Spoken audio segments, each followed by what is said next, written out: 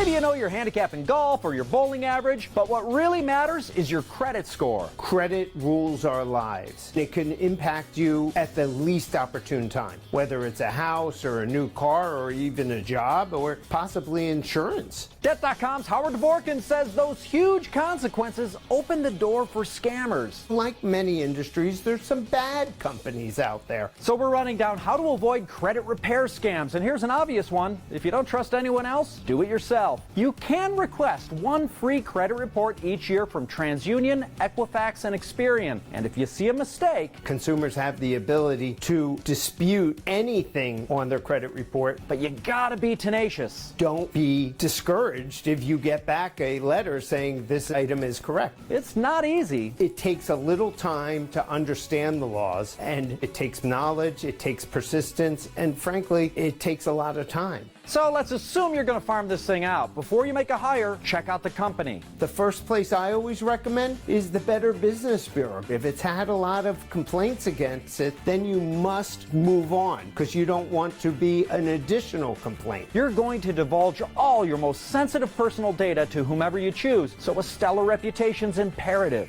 Next, check out the staff. Make sure they have an attorney on staff because it's less likely an attorney is going to mislead you or misinform you than some guy sitting in his bedroom selling you whatever he can to extract money out of you. Speaking of the law, advance fees are a red flag. The federal government put into place laws that don't allow a company to charge fees up front. However, some companies try to get around that. So be careful of that. There will be fees to retain their services while they do the work. If they're charging maybe $100 a month or less, it's still okay to pay them. It's where they charge $500 or $1,000 up front and promise that they're going to clean your credit up. That's where the consumers get themselves in trouble because they'll pay out the money and there's very little incentive for the company to do the work. They may just take that big upfront sum and disappear.